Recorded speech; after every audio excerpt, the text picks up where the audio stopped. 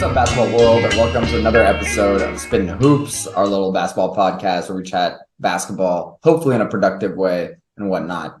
Today, a lot on the agenda, a lot on the schedule, a lot of stuff happening in the basketball world, and we're here to cover it. So, hope you guys enjoy. Anthony, any first thoughts or any thoughts at all as we get into this podcast? Obviously, the playoffs are coming up, getting a little spicy. Your Celtics, big win last night. Dude, you're speaking exactly my mind right now. You see two of the GOATs of the NBA history right there, Tatum and Kobe behind me. Bro, I mean, I don't know. I said Bucks are gonna win it. We've seen way too many times we can't let one game determine something. But I mean, it was a statement win. You'll lose to the Wizards by 20 one night, and then you beat the Bucks by damn near 50. But it's a one-off, so we'll see. But I was very encouraged by the win for sure. How'd you feel about it? I mean, y'all won by 40. Like, it's not, especially with like 6 games less than the season, like it means something. Like, it's different than some sort of like October, like second week of the regular season game. Like, Tatum's rusty. He's barely got an off season. There's a difference between that, like a game like that and a game like this. But I don't know. I was pretty impressed with the guys like Jrue Holiday and like Giannis, honestly, over the past week before then. And then they didn't do much in the game. So that was like a little weird. I don't know how to feel about all that because I was feeling very good about the Bucks literally up until yesterday. So I don't know. With that, first thing, I did want to give a little disclaimer. I was watching back the last podcast and I realized like sometimes, specifically me, but we'll say stuff like, oh, I don't like this player, or I don't like, or I hate him, words like that, which pretty aggressive words, right? But I just want to mention, like, when we're saying that, we're obviously talking about these players and like their basketball abilities or like how we personally feel about their basketball play style. Like, it has nothing to do with how we personally feel about them. Like, I personally don't love the way James Harden plays basketball, and you might hear me say I hate James Harden, but James Harden's terrific, and I have no personal issues with James Harden, right? So that's just one thing I wanted to touch on. Anthony, do you have anything to add there, or are you good there? I just think you're very brave to come forward with that, and I appreciate your honesty in this time. All right. Well, I really appreciate your support, and that means a lot to me, genuinely. As we get into it, so we're gonna just hit some main season storylines. The first one I want to touch on is Dame Lillard got shut down. He got shut down 4 games ago or so. They only announced that he's getting shut down yesterday. They basically are saying they're out of the playoff contention. There's no point in bringing him back. When they really shut him down, they were 3.5 games back from the play-in. So, I don't love that, but I just thought it was kind of interesting because Dame will only have played 58 games this season. Steph Curry, if he plays the rest of the season, he's going to have played 56, and Ja at this rate is going to hit 60 plus. And I think that's really going to affect how I view All-NBA, frankly. If you can't make the play-in game and you're only playing 58 games, like, I don't know how much you deserve a first All-NBA selection or All-NBA first team selection.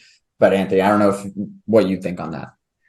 Yeah, I mean, that's the question of the subjectivity of it all, right? Like, if we're talking about like his ability and like what the team's record is and everything like that, I think that's one thing. I mean, me personally, while I might not have him like ranked like all NBA wise as the second best point guard, not counting Luka, like I think he had the second best season for a point guard this season after Steph. I thought he was unbelievable. 71 piece, multiple 50-point games, 60-point. Like, I just thought he was too good. And I think that personally, I want to leave him on my All NBA ballot, and I'm leaning that the media will also keep him in. I hear what you're saying, but I just feel like he had too good of a season, arguably one of his best seasons ever, to leave him off the team. Oh, absolutely. So, like, individually, I mean, I definitely agree that he had one of like the best seasons that he's had in a long time. It's just kind of like you're competing against Luka, Ja, Steph, and Shea. And my big concern with the Ja stuff was like last week, there was the whole media stuff and his situation, right? But he's now he's back, he's hooping, And that might kind of be the momentum he needs to be all NBA second team rather than, last week I was like, I don't know if he's going to make it at all. But I mean, I think Dame is going to be at least third team all NBA as he should be. I just think Steph and Luka should definitely be there ahead of him if Steph hits that 56 game mark. Like if Steph didn't play any of the games left this season, he only had like 50 games. I think Dame has a way bigger argument towards the first team, but that's just how I feel. Yeah, I think that's fair. Cool. For sure. And then I believe it was on Thursday, if I'm not mistaken, Thursday or Wednesday, the Nuggets and the 76ers played, and Embiid was rested for that game. To be honest, if you saw Embiid in the multiple games before then, he really was looking pretty slow and tired, in my opinion, but he was putting up stats. He was playing very well. But it didn't really surprise me that he got rested, especially after that Warriors game where he really looked exhausted. And people are saying he ducked Jokic. I would tend to agree. I don't know if it really matters. What do you think? Yeah, I'm looking at it now. I don't think he ducked anybody per se. I think he's too good to duck somebody. He outplayed him when they first met. I mean, I didn't like it. I wish that he had played. I feel like we missed one of the best opportunities. As a basketball fan, I was disappointed. I wouldn't really say he ducked him because I don't think Embiid is like afraid of another player, if that makes sense. But it was an interesting game to miss for sure. But again, he does have an injury history. So with Embiid, I tend to take him sitting out games a little bit more seriously. It's weird because they are kind of in that, like, they're not locked into that 3 seed. So, and they could get the 2 seed if they sprint for it. So I don't know, mixed feelings, mostly just as a basketball fan, disappointed, didn't get to see the matchup. Yeah, I think that's really what it comes down to. It would have been very nice to see them play. And like Embiid had those comments where he's like, oh, I bodied him the first time we played. Like, why does it matter? Like, I'm not ducking anyone. And like Embiid is right to feel that way. Like if I was Joel Embiid, I'd feel that way too. But like you're saying, as an NBA fan, we totally missed on 2 MVP favorites playing each other. And if Embiid has 40 in that game, he's the MVP. Like he just locks it up, right? He didn't play, and he arguably could have rested one of the games before. It's just like disappointing, Yeah. Right. And he played against Luka the next night, and like, which is cool because it's like Embiid and Luka, but it's not like 2 centers going up against each other. So like that could have been the night to rest. But yeah, regardless, definitely disappointed. I was looking forward to watching that game, and then I saw he was out, and I was like, all right, figure out something else to do. Yeah, no, literally same thing. I was like, okay, like I'm just gonna watch the House of Highlights video that they have like in the morning. Like Yeah. Like, it's whatever. With that, are we still on the same page that Embiid's probably the MVP, and I really think he should be still? Yeah, I think he's still. I mean, that straw poll just came out where he was like 2 points ahead, so it's looking like it's going to be one of the closest races, like ever. Yeah, I still feel like he has it. I don't know if Jokic resting last night was like a slight to him. Obviously, it was against a Pelicans team, so like, grain of salt. But they did lose that game, and so I don't know. I think Embiid still probably has the edge. What do you think? Yeah, I mean, I don't think one game getting rested is something that should decide an MVP. And if we felt last week that Embiid should be MVP, and to be honest, not much has changed. Right. I tend to not want to be reactionary about it, I guess. Yeah, like if Embiid had gone out against Jokic and had a great game, that would have been something. If he had a stinker game and Jokic had a great game, that would have said something. But because we didn't see it, like there's nothing to go off of. Yeah, I totally agree. And also there was the little comments, I think it was also from Embiid, where he was saying, oh, like Jokic hasn't done anything in the playoffs, like either. Why are we comparing him to me? It's like, bro, Jokic, like there's a difference. Like Jokic has done his best with Jamal Murray and MPJ hurt. Like, yeah, you got Jimmy and Ben and Tobias, and you got second rounded. Like, yeah. Exactly. I don't like. I can understand why Embiid gets a lot more playoff criticism, frankly. But like that's not what this award's about. So whatever. With that, let's move on. The last thing I personally want to talk about with the season storylines is like kind of a situation that I find very fascinating. Is this whole 3-4 battle in the East and then the 6-7 battle in the East. So right now the Sixers are third and they're 2.5 games up on the Cavs, but the Cavs are 7-3 in their last 10. And they've honestly been playing like really, really well. Like Mobley looks fantastic. Like they're clicking on all cylinders. Isaac Okoro, him starting doesn't feel that bad right now. I mean, I'm sure it will in the playoffs.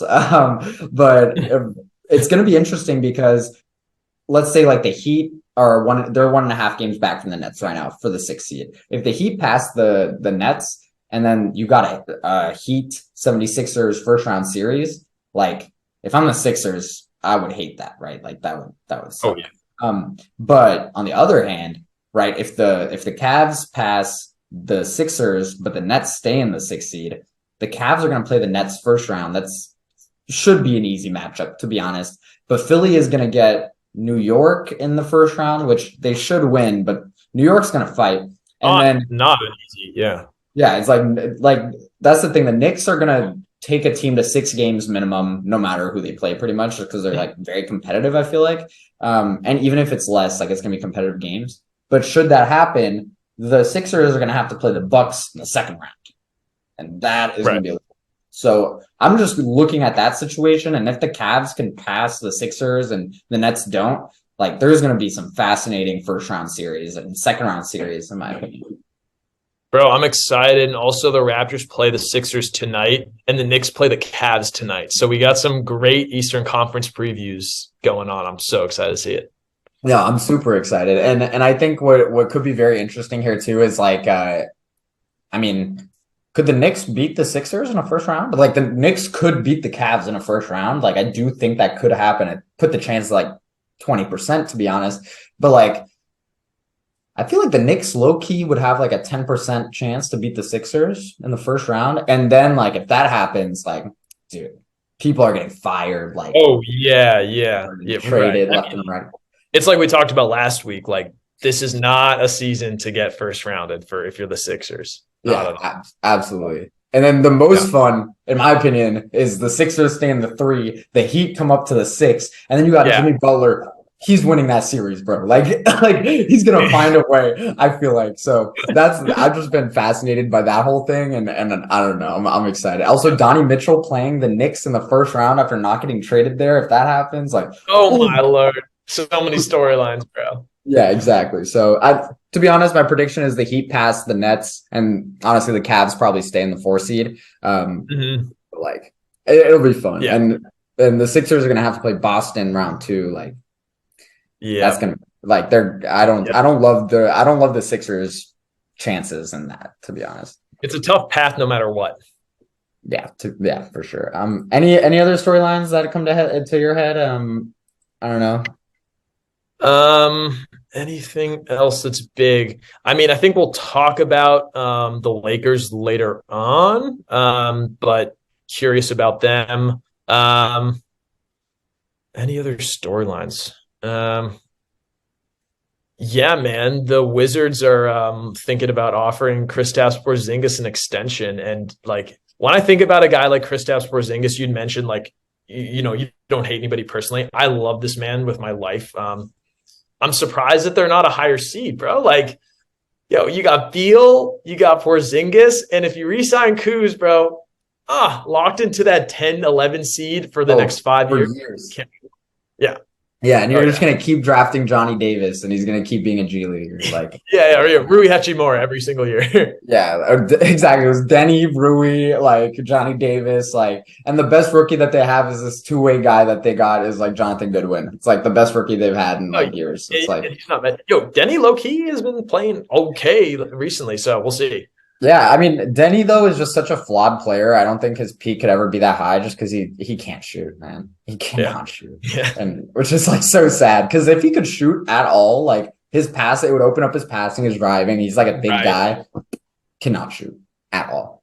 Yeah, so hopefully that develops, but we'll see. Yeah, we'll see. Also, Jason Tatum just fell.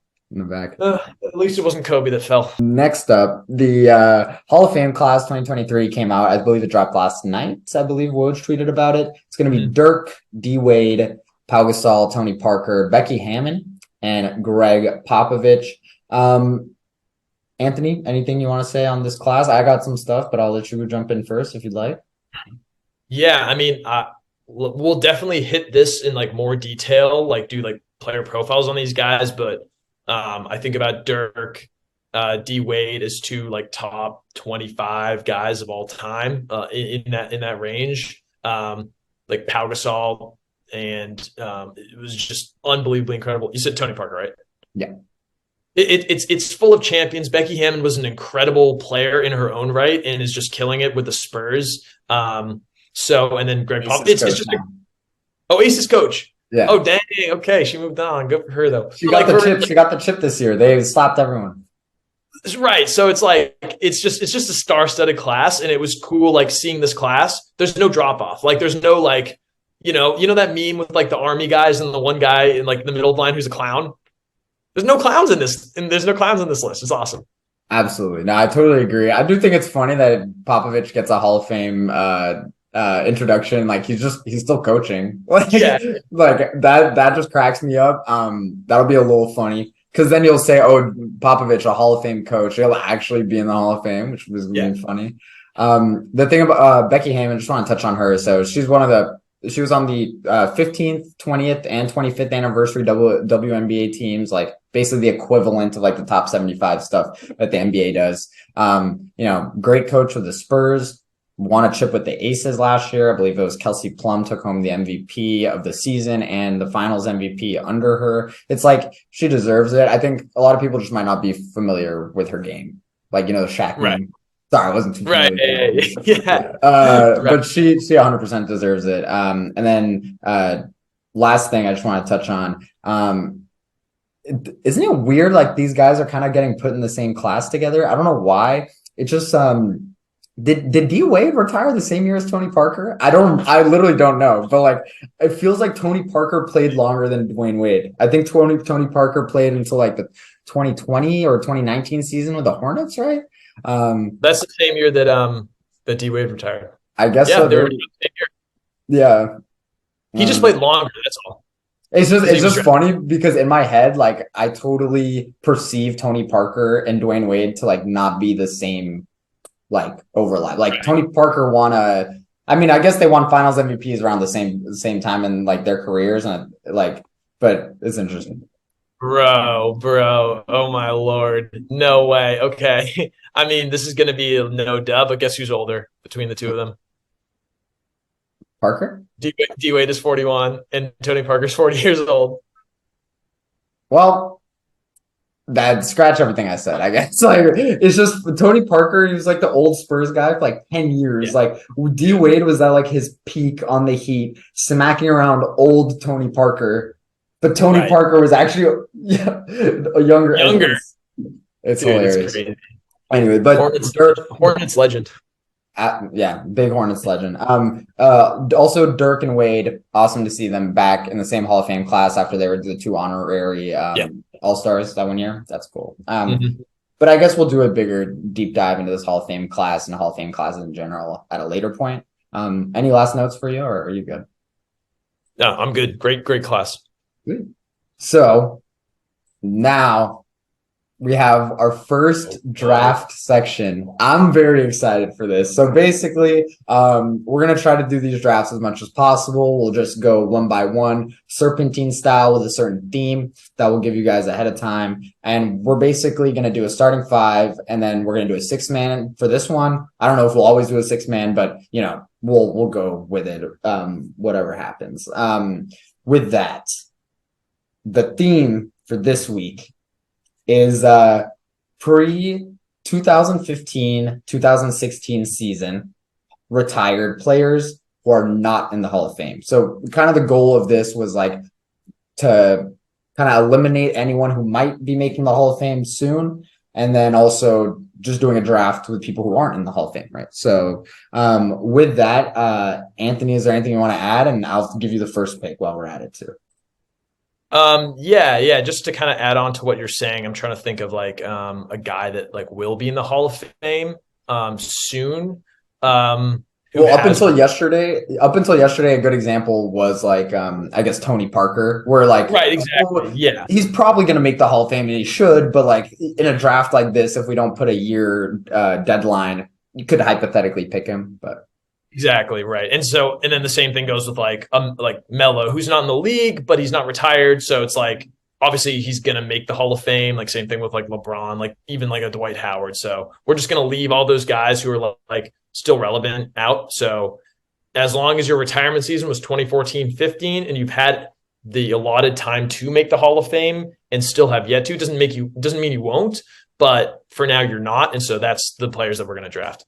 yeah, and I actually think there's a few people on this list who eventually might make it due to like historical, like we'll look back on them more fondly, but we'll do the draft and we'll go from there. See how we go. Yeah. All All right. right. For your first pick in the inaugural Spittin Hoops draft, Anthony, who you got? Okay, so I'm looking at who I want to kind of be like the leader of my team. I was really going back and forth with this. I also wasn't sure if you were going to go first or not, but I'll take Mr. Big Shot to start. I'll take Chauncey as my point guard. So real quick on him, Finals MVP in 2004, five-time All-Star. Weirdly, like his first All-Star season was his like age 29, age 30 season, sort of like Kyle Lowry-esque, in which he like wasn't a Hall of or All-Star before. Also three-time All-NBA and two-time All-Defense. So they call him Mr. Big Shot for a reason, and I just kind of like him as like a stud point guard to kind of keep my team grounded. Okay. I mean, I like the pick. He was definitely on my list, obviously.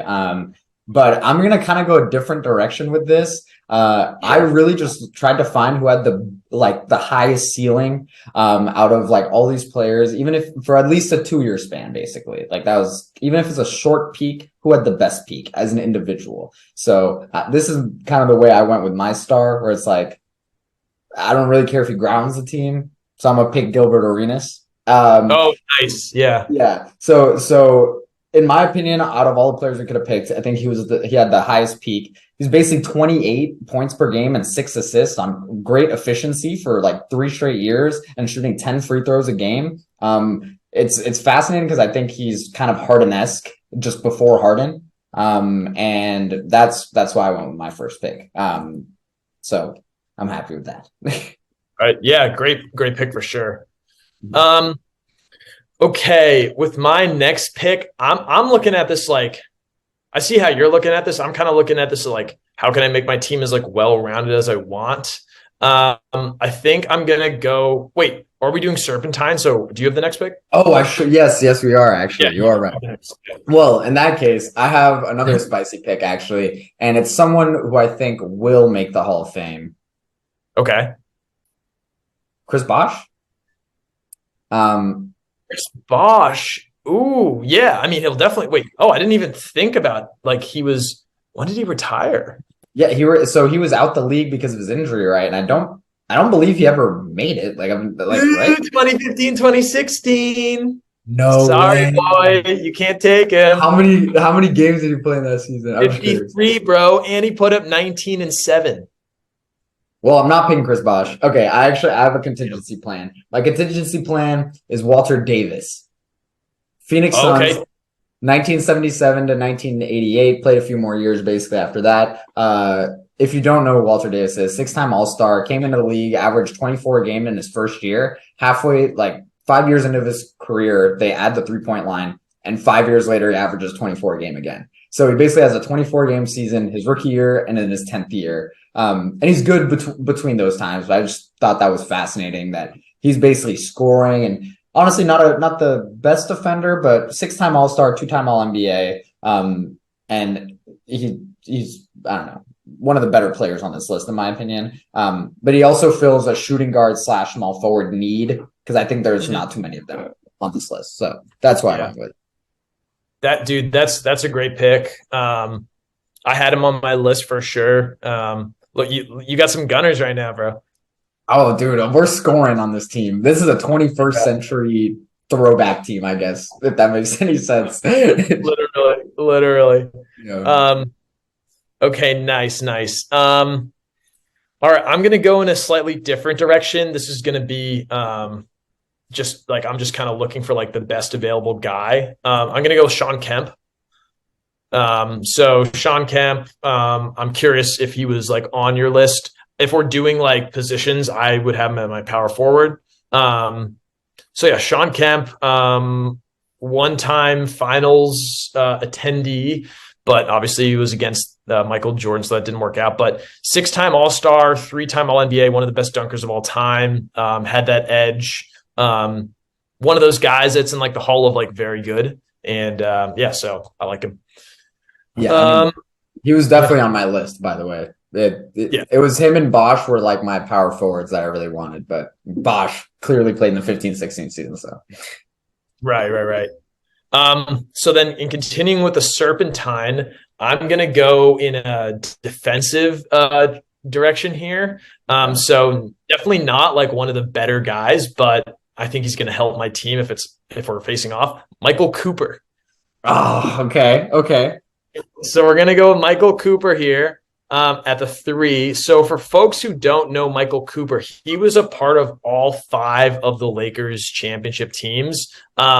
While it is easy to say like, okay, well, he benefited from playing with all these great players, but he was really, really pivotal to those teams winning. He was 8-time all defensive team, 6 of them all defensive first team, which is just like crazy to me. And he was also the 1987 defensive player of the year. So 5 chips, 8-time all defense, and the 87 depoy. So I'm looking to have him kind of on your guards and on your wings to slow them down. Yeah, no, that's a great pick. I actually did not have him on my list, and I totally should have. Like, that's a fantastic pick. Because also I'm surprised he's not a Hall of Famer, to be honest. Right? But, Yeah, it's weird. Pretty surprised about that. Okay, so you got your point guard, your power forward, your small forward, and then like I mean, at the end, if there ends up not being a center you like, you can just switch Kemp to power forward. It's fine. Mm-hmm. I think though, I'm gonna kind of keep with the trend. We're gonna go with Jermaine O'Neal because because at Jermaine O'Neal's peak, he's basically like 20-10 for 3 straight full seasons. And on top of that, he's a 6-time All-Star, so he was very qualified and was a 3 straight All NBA team member. So at his peak, I think, frankly, at his peak, I think he was potentially better than Kemp. It's just Kemp's good for like 7 straight years, right? He goes to Cleveland, he's still good. You know, Jermaine O'Neal has that injury in Indiana and it's kind of never the same. But like at his peak, if I'm getting peak full form Jermaine O'Neal, he also wasn't bad defensively. But he's going to be my 5. I don't know how his game would translate in today's game, but you know, it is what it is. Yeah, for sure. That's tricky, man. So yeah, who's your you get another pick, so who's your other pick? And then yes, so my next pick, keep on the trend. I'm scoring the ball. I'm going with Marquise Johnson. Oh, yeah. 5-time All-Star, 3-time All-NBA player. He's basically 25-11 for like 3 straight years. At his peak, I believe it was for the Bucks, if I'm remembering correctly. I might be misremembering that. Yeah. But that's just, in my opinion, I think that's probably the best small forward option available left. So let me just go take him. I'll play Walter Davis at the 2. But that was kind of what it is. At 25-11, like 11 rebounds a game for a small forward is nasty. But non-shooter, so don't love that, but yeah, I think that's a good one. Okay, dang, Marcus Johnson, he was not on my list, but that's a great pick. I'm gonna go in. I need some more shooting, so I might take this guy off my bench because he's a little bit too big for shooting guard. Peja Stojakovic. Oh no way you did that. Was he coming up for you? Yes, dude. He was gonna be the piece where it was like fine that no one else on my team could shoot. How are you gonna do this to me? Dude. So for some of our fans who don't know about Peja Stojakovic, the reason Max is so down bad about me taking him is because this guy was an absolute bucket. Fun fact, he was the second leading scorer in the NBA in the 2003-2004 season. Only 24 points per game, which just kind of says a lot about what the league was like back then to T-Max first. But shot 40% from three for his entire career. Obviously, like was a really pivotal player in those Kings teams against the Lakers that didn't really pan out due to the Zebras. And what else? He was a champion. I mean, that was later on in his career, but he was a good role player champion with the Mavs. All NBA one time, 3-time All Star. So I like Peja as my sixth man. Fantastic pick. Also, one of these players, one of the few players I think that we could have drafted on this list that just would have been miles better in today's NBA. Like in today's NBA would have been disgusting. And he also wasn't just a shooter. I think people tend to forget that, but when he was on Sacramento, like this dude was an all-star. Like it wasn't just him sitting in the corner, right? So amazing pick in my opinion. Oh yeah.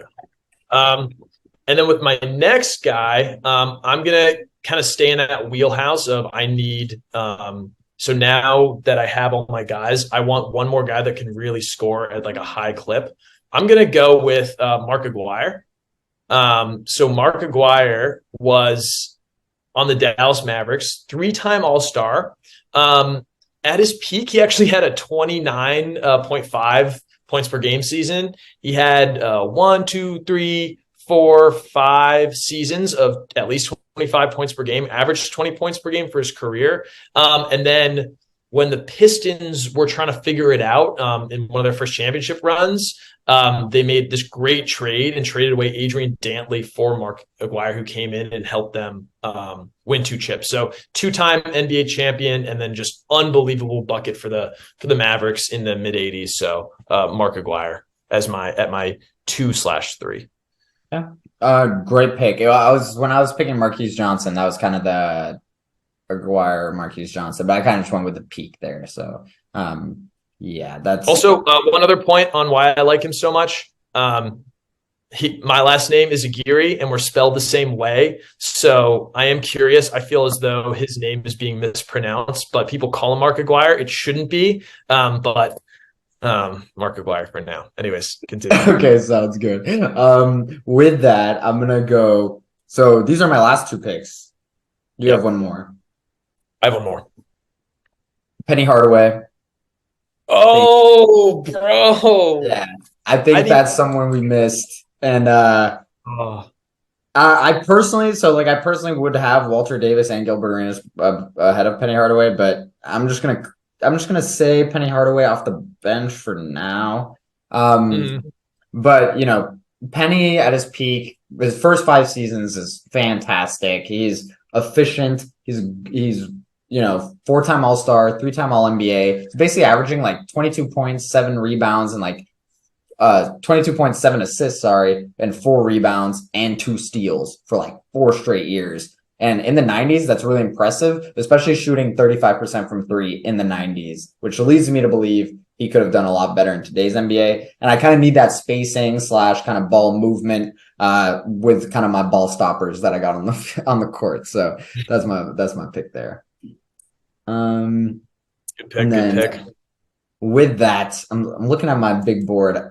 I might go small again, and I'm gonna go with Kevin Johnson.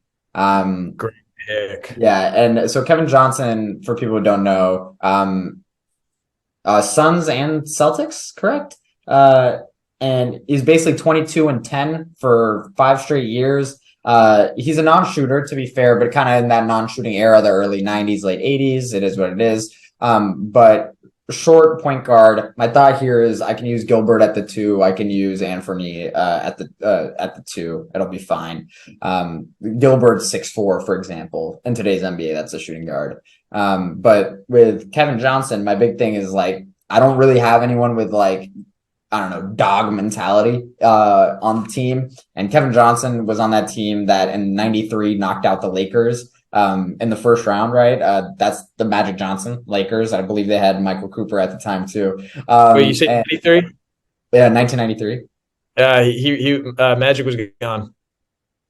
He retired with the HIV. He retired in 91 or 92. Well, so that was kind of in their intermediary. It might have been 92. I don't remember, but I'm pretty sure Magic was healthy for the series. I could be wrong. Gotcha. But regardless, he has that dog in him. He's him. And I think he was a great player in general. So that's gonna be my pick, kind of a glue guy for my team. So really quick before you get into your last pick, I got I'm gonna run Kevin Johnson at the 1, Gilbert at the 2, Walter Davis at the 3, Marquise Johnson at the 4, Jermaine O'Neal at the 5, with Penny coming off the bench. So yeah. I like it.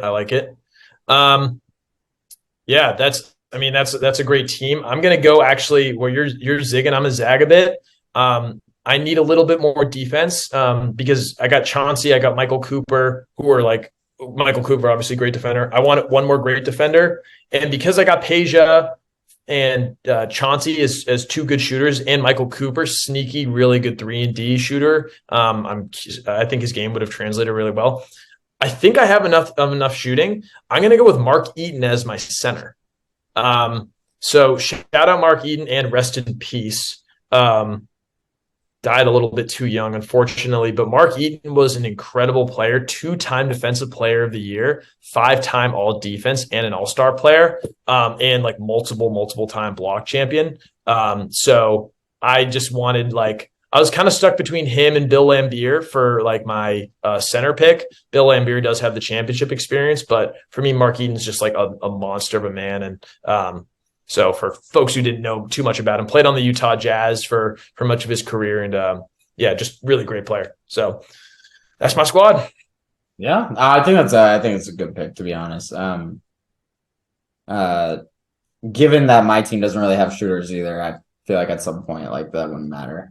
In a good way. Like he'd be very good. And quick note, I am looking back. You are right. Magic had just retired in that Kevin Johnson series. But I mean that team wasn't horrible. You had AC Green, James Worthy, etc. James Worthy, yeah. So you're sorry, what? Vlade Divac as well. I think Vlade got there the year after, or yes, he actually was on the team. Not a super significant contributor though. Like played 30 minutes a game, but was like the 7th highest scorer on the team. So really quick, going over your team, Chauncey. This is from what I got. So Chauncey at the 1, probably Cooper at the 2, Aguirre at the 3, Kemp at the 4, Mark Eaton at the 5, with Page off the bench. That's right. So you're more balanced of a team, to be fair, with more defense, more wings, but less guards. I just went with, honestly, a lot of scoring. Arenas, Davis, O'Neal, Johnson, Penny Hardaway. We went over that. And Kevin Johnson. So, yeah. Overall, how you feel about your squad? I'm going to be honest. Yeah. I think you might have beaten me. I think you might have beaten me in this one. Bro, yeah, I gotta say, I do think I clear you in this one simply just based off of how like they'll play together. Obviously, if we're talking like peaks, like a lot of your guys have like great peaks. If there are any Spittin Hoops fans out there that are big historians, we want to hear what you think. Who's gonna win in this non-Hall of Fame matchup between Max and I? How do you feel about this team? So I was like happy with my picks. But I did miss Michael Cooper, which I'm still kicking myself about. And then I think my team would look a lot better if I like Peja, because then I could just be like, oh, we have spacing. I'm going to shoot the ball a ton. Because I would have rather have Peja than Kevin Johnson, to be fair. But like, I can't really make the argument that we're going to space and outscore you, given like, Marquise Johnson couldn't shoot, Walter Davis couldn't shoot, and Jermaine O'Neal couldn't shoot. So, yeah. Right. Real quick before we move on, were there any like honorable mentions that you were thinking of that just didn't pop up? Yes. Actually, I almost went for my last pick. I almost went with Ben Wallace because I don't have any defense. I looked him up. He was elected into the Hall of Fame in 2021. Oh, he was, wasn't he? Yeah. Well, that's fine. Then I didn't miss him. Marion and Brad Daugherty. Those were the only two that I really was like considering. Marion, I probably should have picked in retrospect instead of Johnson, but Yeah, fair. yeah. The only other guy that I was besides Lambeer that I was seriously considering was Mark Price. I was surprised that he wasn't a Hall of Famer. I was shocked it wasn't a Hall of Famer either. But also, when you look at his stats, it kind of makes sense. But Yeah, right. yeah, and also the thing is, there's too many good guards. Like at some point, like the thing is, I can't draft him as good as he was for a long time. Like Gilbert Arenas averaged like 30 and 10 one year, like basically, like that's Yeah. I'm gonna take that. Like especially on pretty efficient shooting from Arenas. So that was kind of the rationale there. Cool. So that was our draft. That was fun. We'll get more quick and fluid with those as we keep doing them. Next section, a weekly staple of Spittin Hoops so far. Weekly staple. Hear me out, Anthony. You're gonna give a hot take, then I will give a hot take, and then we will review each other's hot take and critique it. Anthony, you have the floor. All right. So are we doing like just a statement and then you give your statement? And I mean, you can give. How about you give your statement? We'll discuss it. I'll give my statement. We'll discuss it. So hear me out. You actually mentioned this earlier on the pod, and I was just doing my best not to chomp at the bit. My hot take is that the Knicks could beat the Cavs, bro, in the first round. Just after recently seeing how well they've been playing. Caveat here is that Julius Randle is injured and he's out for the rest of the regular season. So we have to see kind of how he gets back. I was just like looking this up. So he's out for the next 2 weeks. If he's out, obviously my hot take doesn't qualify, but some of the this is assuming full strength and assuming that the seeds stay as they are. Some of my rationale that goes into this. Well, first off, I want to hear what you have to say, and then I might give some of my rationale. Well, is your statement they are gonna beat them? My statement is I might favor them. Ooh, okay. So yeah. I love it. Like, first of all, I love the hot take, but I just think like I think the Cavs kind of have too much firepower at some point, and that's gonna really hurt the Knicks, and that's kind of why I can't put the Knicks as a favorite. But I'm a huge Jalen Brunson believer. I think Jalen Brunson in the playoffs especially is going to really orchestrate, and he's been doing it all season. I think he's the Knicks' best player. I don't think it's Randall. Brunson really orchestrates the offense, and defensively he's not terrible. And then quickly is like blowing up. And that's kind of the element that we didn't have is like, a side perimeter scorer. And, I would have loved to have seen RJ really step in that role because RJ Barrett as a perimeter scorer in the playoffs is going to be a lot more of a threat had he developed that way than Quickly. But Quickly right now, it looks amazing. And I think that's an aspect like Karis LeVert is not guarding Isaiah Quickly, like Emmanuel Quickly, sorry. And I think it's a great take. I think it's fun. I don't know if I agree with it, but I think it's fun. Like kind of more on what you were saying, like Darius Garland, Donovan Mitchell, Karis LeVert, they're not stopping Emmanuel Quickly. Like the Celtics have great defensive point guards, and we were not stopping Emmanuel Quickly. So I think RJ Barrett, he could be the Knicks' fifth best, closer to fourth best, like guard / like small forward, like after Brunson, after Quickly, after Hart. And then now Quentin Grimes kind of getting into it too. So if he's your fourth best or your fifth best, that's pretty impressive. I think Mitchell Robinson is like pretty serviceable enough on defense. I like Isaiah Hartenstein. I actually do think that this series is going to be a little bit lower scoring based off of that. But I do think it's really important that the Cavs are going to be able to stop the guards for the Knicks. I agree with what you're saying about Jalen Brunson in the playoffs. He was amazing last season, noticeably against Donovan Mitchell in the first round and sunned him without Luka Doncic. So I think there's that. They're 2-1 against the Cavs this season. We'll see what happens tonight because they are playing. And then a couple of other notes. The Knicks are actually 10-4 in close games and 3-point games, and the Cavs are 5-8. And then the Knicks are 23 and 24 against teams over 500, and the Cavs are 21 and 25. So not that big of a difference, but I do think that was notable. Like you said, the Cavs are on a bit of a hot streak right now, and the Knicks are kind of floating water. But yeah, that's my take. I love it. Also, like I've been thinking more about it. I mean, there's a ton of pressure with the Cavs specifically on like Garland and Mitchell need to create and they need to score. And LeVert also needs to do that, but to a lesser extent, right? That's really the only three guys they have to do both the creation and the scoring. The Knicks, you could argue, they have a bunch of guys that can create and score. And to be honest, the ball kind of moves finally on the Knicks. Like earlier this season, that was kind of my critique of the Knicks. Like the ball stops, the ball doesn't move. But Grimes has been amazing, to be honest. Like as just a 3-and-D guy and go sit in the corner and move the ball when you get the ball, like fantastic. And moves like that have been really interesting. I don't love Tom Thibodeau, right? But I do trust his ability where if the other team only has two main creators, he can increase that pressure that's on them, to be honest, with his defensive schemes.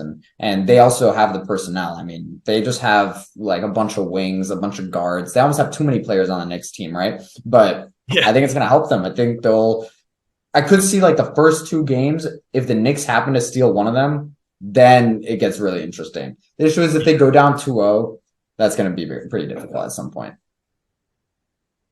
Yeah, no, definitely. So yeah, I mean, I'll give it a 60-40 chance. Like I'd put money on the Knicks if they started there. Yeah. That's fascinating. Okay. My hot take is that so bear with me. This is kind of more of a figurative hot take, okay? My hot take is that Damian Lillard is Anthony Davis if Anthony Davis had never left the Pelicans. Okay?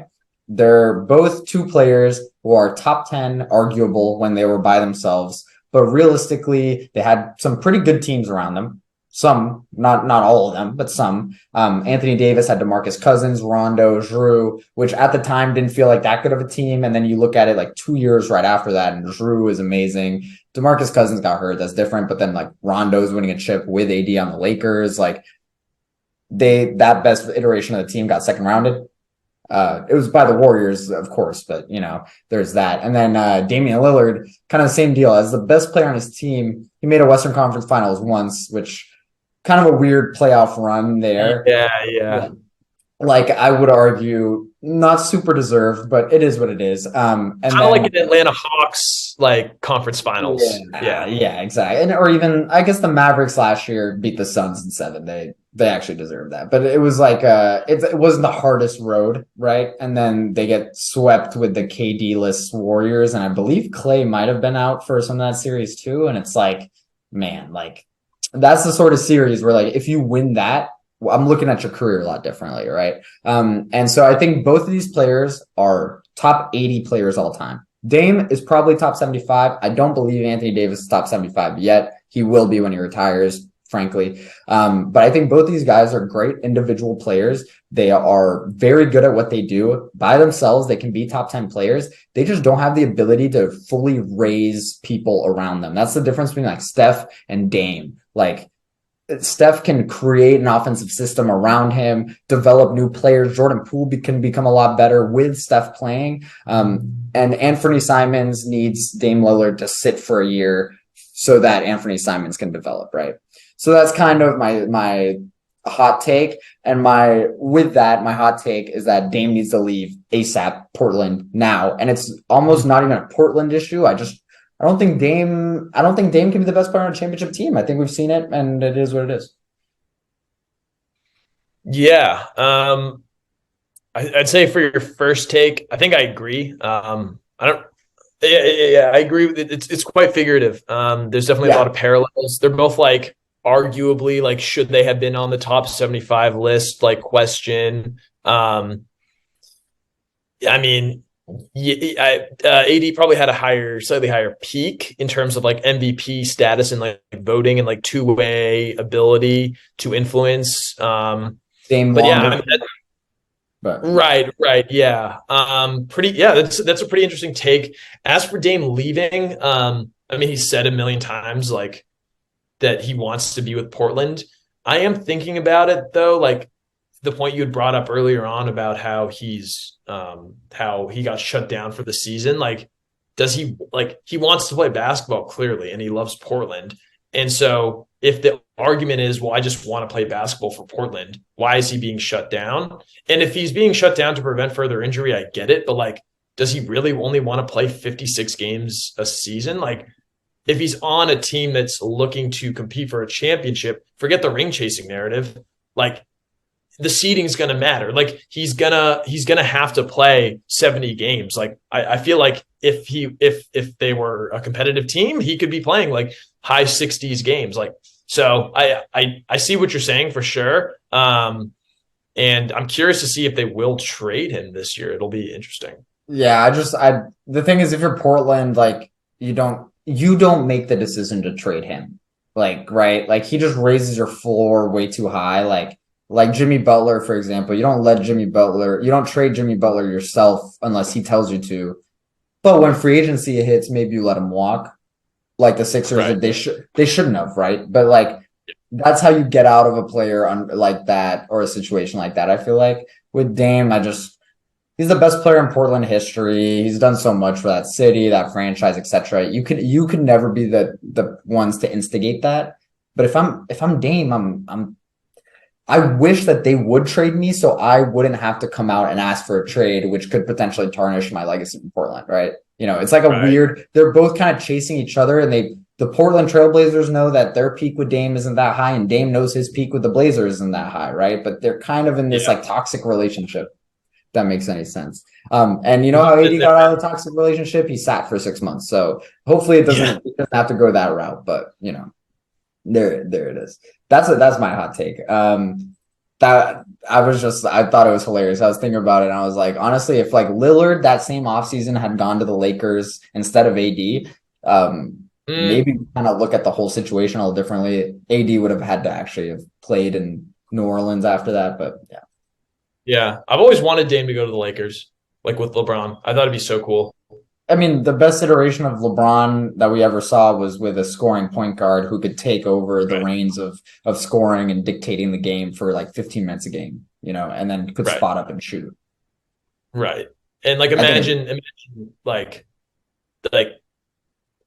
Damian instead of Kyrie, like, equal ability probably in my mind, and then also just not dealing with like off the court issues all the time. Yeah, and also maybe at that point when Dame isn't the person getting doubled all game, maybe we perceive Dame to be a little bit better than what we see right now. Because to be honest, like, he's playing with Matisse Thybulle. It's like, it's fine, but like there's levels to it, So okay. For our next section, we're gonna get into a little bit of a historical debate that Anthony and I had about KD and Hakeem Olajuwon, who's better. So we'll get into this a little bit next week, but effectively we both perceive there to be about 11 really clear top NBA players in history, right? And that's your Kobe's, your Shaq's, your MJ's, your LeBron, Steph's of the world, right? But then from that point, I would argue KD is the 12th best player in NBA history, and Anthony would argue Hakeem might be the 12th best player in history. So we're just going to run down and make the case for both of them. Anthony, do you have anything to add before we get into this section? Yeah, I think it was really cool that for so many years there was like almost like a really clear top 10. And then Steph kind of made it 11, but go for it. Steph really broke that glass ceiling, I think, with last year's chip. It was kind of like KD or Steph really needed another chip to kind of get through into there, and Steph got it first. So there we go. But I want to make the case for Kevin Durant. So Kevin Durant comes in the league in 2007 with the Supersonics. Obviously, from there is probably the best player in Thunder history, winning, I believe, an MVP. And he's a multiple-time scoring champ while he's there. Is pretty much universally recognized as four-time. You pretty much universally recognized as the second best player in the NBA from like 2012 to 2016. And then in 2016, the Warriors, who had just won a chip, end up coming back in the series in the Western Conference Finals. They 3-1 comeback on the Thunder. Kevin Durant's knocked out. The Warriors lose in the finals. Kevin Durant comes to the Warriors and wins 2 chips. Third year there, he gets hurt. The Raptors win the chip, right? He misses the whole next year.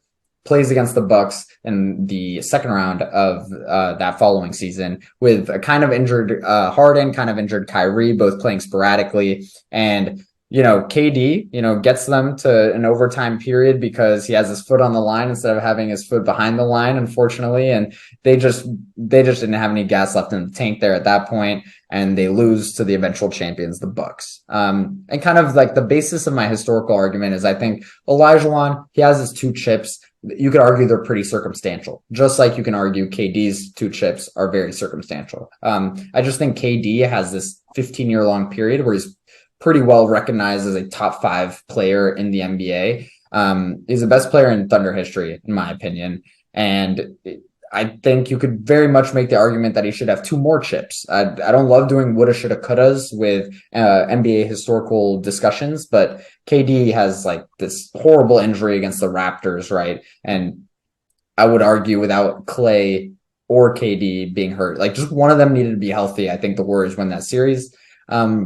And finally, I think you could easily make the argument that the Bucks chip that they won, KD should have had it. It's just his foot was chopped by the 3-point line. I don't know. It's a pretty crazy situation, right? But maybe if Kyrie had played one more game that series, or if Harden had played one more game that series, we talk about that whole run a little bit differently, right? So that's kind of the basis of my argument. I also think KD has certain traits that just no one else in NBA history has, which I think also kind of pushes him ahead of Olajuwon. I think KD could play with literally anyone. He can shoot the ball. And at his peak, I think he should have really been considered an all-NBA defender. I believe specifically in that 2017 season with the Warriors, he was fantastic on defense, like a plus defender, in my opinion. Never to the point Olajuwon was, right? But Olajuwon was never to the point KD was offensively. So that's kind of the basis of my argument. Sure. So I guess I'll start with like my counters to your KD, and then I'll bring in my take for Olajuwon. So first off, real quick, just because you said this, I think Olajuwon is way closer to KD offensively than KD is to Olajuwon defensively. I think it just like Olajuwon is. I mean, you could argue about who is, but he's in the argument for one of the best 2-way players of all time. Obviously, we're not including players where blocks weren't recorded, but he's far and away the blocks champion. So just in that note, like I do think that like the 2-way aspect, like while KD is, I'll give him credit, he is a good defender. He still is a good defender, and could arguably been all defense. He wasn't. I'll kind of plug into like what you were talking about with KD real quick, like for like my own devil's advocate. He is 95 and 60 in playoff games versus Olajuwon only being Olajuwon in his entire career is only 76 and 69. So significantly worse for Olajuwon. So my intangibles, he's a top 3 in my mind scorer of all time. Like in the way he scores. He has never had an obvious meltdown in his playoff career. Like, yeah, he did blow the 3-1 lead. That's a huge thing. But like looking into his stats, like that's probably the only thing that was that close. Like, but like it wasn't like he wasn't like trying, and he's never, even though he's a Twitter fingers guy, like it doesn't seem to impact his ability on like the court. He's, like you said, he's considered the second best player in the NBA for a decade. I also think you can plug him into any team really, and he's gonna fit. Like he's just one of those guys. Like you don't have to be like, oh, is he gonna be like the right? Even with a guy like LeBron, like even at his like peak, like there were certain teams where just like might not necessarily have made, or you'd have to like fit the whole team to kind of make it for him. KD, you just like go ahead, do your thing. I also think he's a better playmaker than people give him credit for. And then besides that, I will say his ability to have bounced back from an Achilles tear, which is like the death sentence for most NBA players, besides like Dominique Wilkins and kind of not even Isaiah Thomas. Like he's arguably just as good. Like it's incredible. For my weakest points, super teams galore. He pretty much has like feasted off of super teams for his last year. I don't really care about the woulda, coulda, shoulda with the 3rd ring. Like I also think he would have won it if he hadn't gotten injured against the Raptors. I don't really care. I don't really view those championships as like, they're obviously valid championships, and like he did win them and he played really well in them. It is so easy to put up, when you're at that skill set, to put up the numbers that he put up. He averaged 35, 8, and 5 in the 2017, and then 29, 11, and 7.5 in the 2018. Crazy good numbers. Really easy to do that when you have Draymond Green, Steph Curry, and Klay Thompson. I feel like that's just like a no-brainer. So for me, it doesn't, if he goes and he wins a chip, like even with the Suns, like that's something that I'll be like, okay, like, yeah, that's a talented team, but like that would kind of put him over for me, especially because he joined them so late. The other thing about like the Warriors that I'm kind of harping on here is that when the season started, it was not a question of would the Warriors win. Like that's how good they were. It was how they were going to win. It was who they were going to beat. The Rockets gave them a run for their money and they did get unlucky. I don't really think that helps his argument, honestly, because that team was so good. Like, why did they let the Rockets, who were a good team, but not an all-time team, push them that far? So I think, and also like, yeah, with the toe on the line, like, yeah, that's just basketball. Like, I think there's like injuries can happen to anybody. And that's kind of what I'll get into with my Hakeem take. Do you have any other things before I move into that? No, you kind of killed it, to be honest. That I also don't disagree with most of those points. Like, to be honest, like, yeah, it's really easy to put up 35 points per game when the Cavs are doubling Steph and not you, to be honest. Right. So yeah. Right. So it's like there's that classic graphic of like KD, Steph, and like Klay Thompson, then it's like LeBron and like Kyle Korver and like a crappy Kevin Love. So okay, so on to Hakeem. So Hakeem was drafted in 84. He was the first overall pick. He is the only player that like has the luxury of being able to say he was in the same draft as MJ, and yet the Rockets like didn't make a mistake, even though obviously MJ was better. Real quick on him, 12-time All-Star, also KD, 12-time All-Star. Hakeem, 9-time all NBA defense, 5-time first team, 12-time all NBA, 7-time top 5 MVP finishes. So also like had a very long period in his career of being known as one of the best players in the league. 2-time block champ, 2-time rebounding champ. First off, I'm just going to start early in his career. Him and Ralph Sampson went crazy and just like shocked the world and beat the Lakers against Magic and Kareem and Worthy. He put up 31, 11, and 4 blocks per game, and then went to the finals and pushed one of the greatest teams of all time, the Celtics, to 6 games.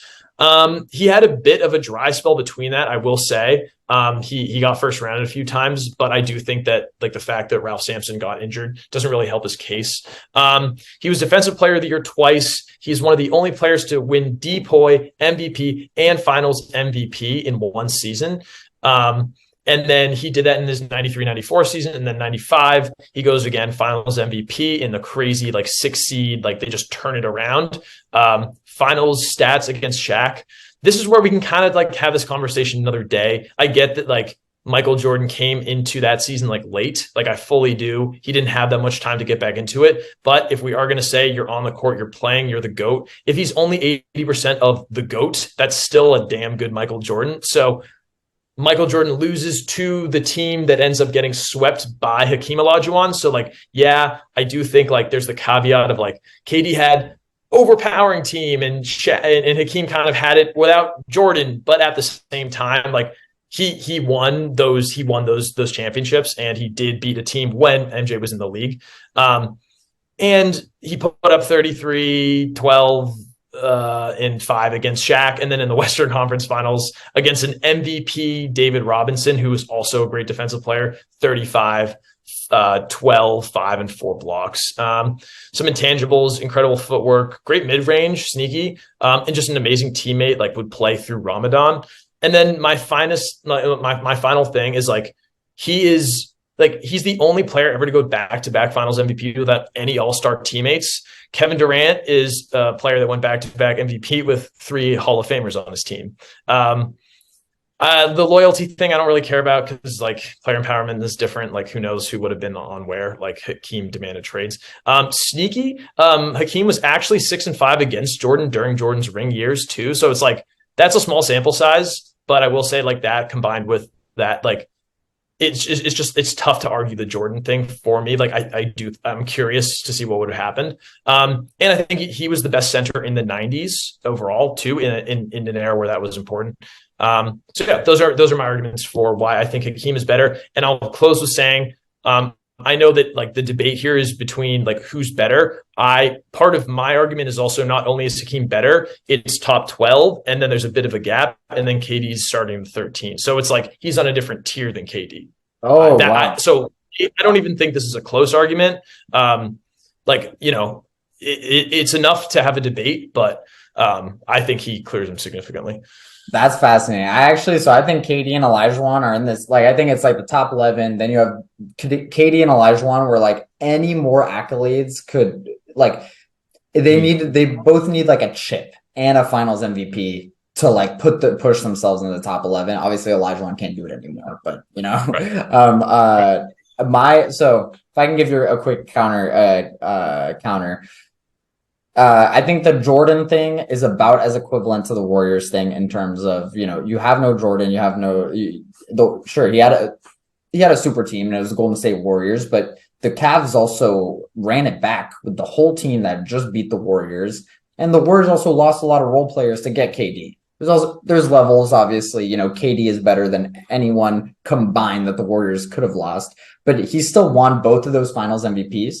And of course, Olajuwon didn't have any active all-star teammates, but like Dominique was an all-star. They had good role players like your Mario Ellies of the world. Like those teams were like no slouches.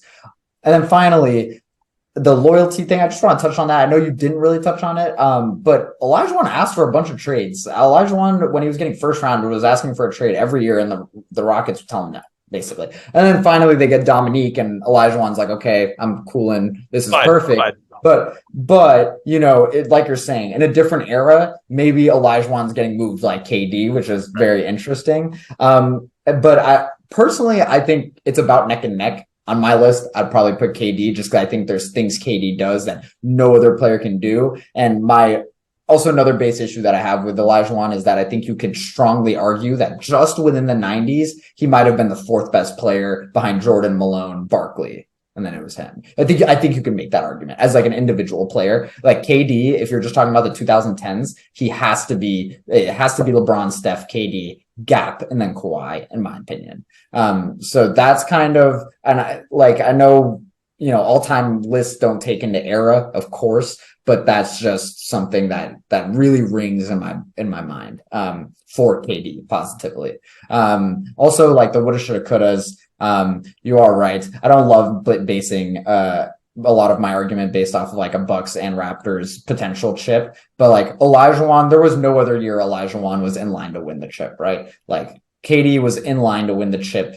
Those two, like, if that makes sense, in line to win the chip twice that he didn't win it, and then he almost beat the best team of all time. Almost, again, another almost word for KD. Almost beat the best team of all time in the Western Conference Finals, and he didn't necessarily choke, but it was more of like he was playing the best team and they came back on him. So I don't want to use that against KD either. But that's kind of where I'm at with it. But you are right. The biggest argument I think against KD is that he always had just stars next to him. We see it now with Book and CP, and I don't think CP is that good anymore, to be honest. Yeah. But he has Book now, and he had, you know, Harden and Kyrie in Brooklyn, and he had Steph, Clay, and Draymond in the Warriors, and Russ and Harden again on the Thunder, right? But just like with the woulda, shoulda, couldas, you know, Olajuwon had he been moving around, might have had the success that KD had like that, but he didn't. And I think like the longevity and sustained productivity of KD was just higher than Olajuwon personally. The fact that, like you admitted it too, second best player, basically, we all thought for like 10 straight years. And Olajuwon, no one was like, he is the undebatably second best player in the NBA. No one thought that for a 3-year span, let alone for a 10-year span. So that's kind of a big argument that I think is big for KD.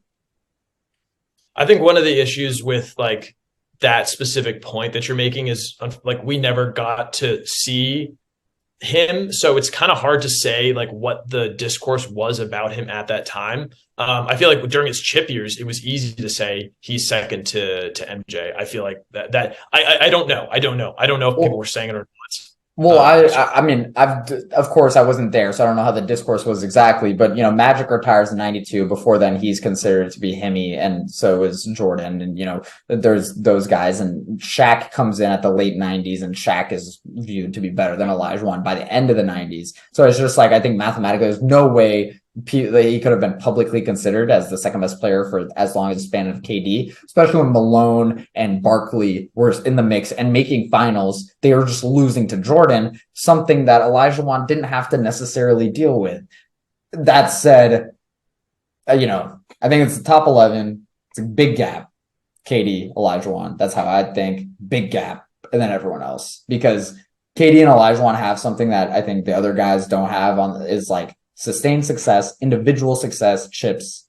I think that all that is just incredible. So yeah, I hear that. I think the one, like, we could go at this all day, of course. I think the one reason with MJ is that, like, in those seasons, in those 2 seasons, and again, like, I have to at least factor in the fact that MJ did come back. Like, he did put up 55 against the Knicks. Like, it wasn't like he was a slouch. Like, yeah, he had to like work his way back into it, but like, you're Michael Jordan. Like, why are we making an excuse for Michael Jordan of all people? And even if he wasn't, even if he hadn't sat out those seasons, we have to keep in mind the size difference that was happening here. Like, Horace Grant was not on those teams. Dennis Rodman was not on those teams. Matter of fact, Dennis Rodman was actually on the team that Olajuwon was able to kind of mollywop in the 1995 Western Conference Finals with David Robinson and Dennis Rodman. So I do wonder, like, with the size aspect of it too, because those were 2 completely different teams, his first three-peat and his second three-peat. And then in that middle, like,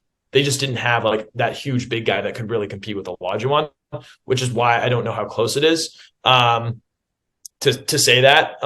Yeah, we will never get to see what happened. I think for me, like, the most impressive aspect of it was just the fact that he won those 2 rings without all the help that KD has. And I get that he didn't play against Michael Jordan, but like, at the same time, like, KD was on that version of the Michael Jordan team in that era. So it's like, it's just kind of tough for me it's just tough to give it to me. And KD has a few years. Like, this could change pretty quickly if he can make it, if he can get another ring, or if he can have like enough sustained excellence, like, continuing forward for me. And the last point on like who's the best at this time kind of argument is, like, I don't know if I can really factor that in as much, just because, like, if we're thinking like all-time career, I just look at Hakeem as a guy. Yeah, he probably wasn't considered like a top like 3 guy forever, but he was top 5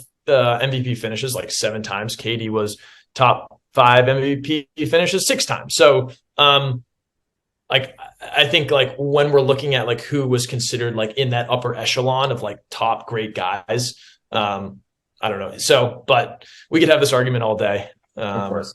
Last thing, I just want to hop in on the Jordan point. I personally would strongly argue, and I think if we don't argue this, like, I don't know, my LeBron Jordan opinions could change, but that Jordan year, he plays 17 games in the regular season.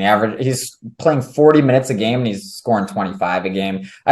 This guy hadn't played basketball in a year and a half. I really don't think it's fair to Jordan, or honestly, even his competitors. Like, it's not fair to Shaq to be like, oh, you beat Jordan, you deserve all this clout. Like, it's like not really the case, in my opinion. It's not a peak form of Jordan. Of course, it's coming in his peak years, but this man hadn't played NBA basketball in a year and a half. And I know we can't give him excuses, but we do. Just like we give him excuses for getting first rounded for like the first 10 years of his career. Like, it's fine. Like, I still think Jordan's probably the GOAT, like, it is what it is, but that's just kind of my take there. With that, we were going to talk about Dallas. Now that I've thought about it more, I'm kind of cool not talking about them. Let's get into the Lakers. Let's get into the Lakers really quick. This is going to be the last little section. LeBron's back. They're playing pretty well. They're fighting for a play-in spot. Anthony, what's your take on them and their situation? Right. So looking at them right now, they are half a game back of the Timberwolves and the Pelicans. So we'll see. I mean, it's starting. I mean, unless the Mavs can turn it around, it's starting to look like they're at least solidified to have a chance to make the play-in. I would highly I think that they have a way better chance of obviously playoff if they're a 7 or an 8 seed, because they just need to win one game. If you're the 9-10, you need to win 2. Golden State is a game and a half ahead. So even if Golden State doesn't do much better, all these teams have been 6-4, 5-5, some 7-3, in their last 10. They're not really moving too much. So they all seem kind of stagnant. Who knows? I mean, if the Lakers can go on a winning streak, they do play a lot of the same teams in that area.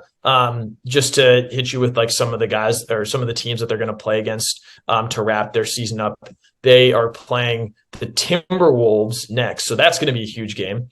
And that's tonight. And then they play Houston. They play Utah. That's big. They play the Clippers. That's also big. And then Phoenix. So if Phoenix and LA kind of drop a little bit, and who knows? But I think if they go 4-2, I want to say I think that I could see them as the 8 seed. But just got to see it kind of put all together. If they've been playing really well recently, 1, 2, 3, 4, 5, 6, 7, 8, 2, 3, 4. They're 8-4 in their last 12. So if they can kind of keep that going, see how they do. What's your take on that, Max? Honestly, I don't have too much to add. The one thing though is that since LeBron's been back, I haven't fully felt like they are a championship team or they're gonna first round the Nuggets, for example. So they should make it out of the play-in. They should be better than the T-Wolves, in my opinion. If you have AD and LeBron, I could strongly argue both those guys are better than anyone on the T-Wolves. But we'll have to see. It's just rather my bigger take about them is I don't think they're going to have lasting implications on the Western Conference playoff picture, which is disappointing. It would have been more fun like that. Yeah, I just need a round with them at least, just a round, just a playoff round to see how. That's what I want. Absolutely. What's your percentage chance that they could? I mean, let's be honest, not winning the finals, but what's your prediction that they could make it to the conference finals, win 2 series? 0. What odds? 0% chance. Yeah. I just haven't seen it. I haven't seen it from them. I mean, all season. They're a good team. They're fine. And LeBron, they're in the situation that you want to be still if you're the Lakers. Given the way this season has gone with the Russ stuff, you got a chance to make the playoffs. And LeBron's coming back. And you don't really know how good LeBron is going to be with all these new role players, right? But it's just, man, I can't pick them over the Nuggets in a series right now. I can't pick them over the Grizzlies in the series right now. I can't pick them over the Suns, the Clippers, or the Warriors. And they're not going to play the Kings the first round. So it's that's kind of my worry is that I already think they have a 50% chance to get out of the play-in just by the nature of the play-in game, right? And then it's from there you then you have to beat the good teams. And the play-in already is going to lower their chances significantly. So I'd put it at 0.05, but it's not even their fault. They just haven't had the chance to show us anything. LeBron's been hurt. They're going to play in a hunt, and that's it. Yeah, I agree with you.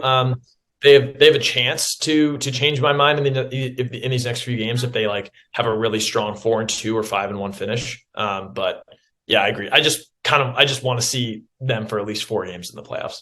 Yeah, I mean, I want to see them too. Obviously, I just don't think I'm not a believer, but I'm a LeBron. I a big fan of LeBron, right? So right. It is what it is. With that, I think we touched on everything. I almost called you LeBron. Anthony, do you have anything else to add? Or man, I'll take that LeBron compliment for sure. No, man, great takes. I think loved that draft that we did, and looking forward to next week. Sweet. And with that, thank you guys again so much for watching, and I guess we'll see you guys next week. Anthony, you had a little outro last time. I kind of do you want to try that? What'd I say?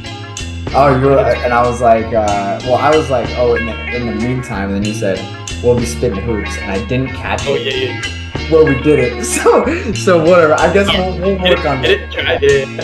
In the meantime, we'll be spitting hoops, baby.